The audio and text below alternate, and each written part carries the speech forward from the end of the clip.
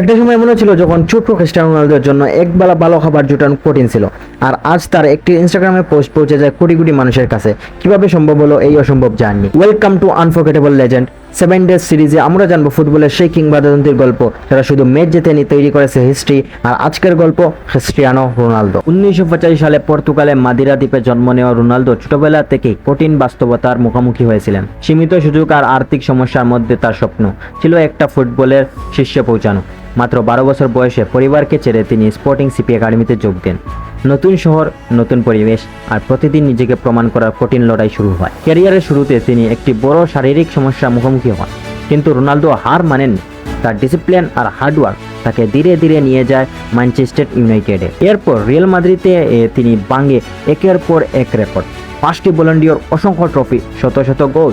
আরও আজ তিনি বিশ্বের সবচেয়ে পরিচিত ক্রীড়াবিদদের একজন। ক্রিস্টিয়ানো রোনালদো শুধু একজন ফুটবলার নন, তিনি প্রমাণ যে ট্যালেন্ট এর সঙ্গে যদি থাকে মেন্টালিটি, ডিসিপ্লিন এবং ডেডিকেশন, তাহলে অসম্ভবকে সম্ভব করা যায়। Legend are not born, they are built.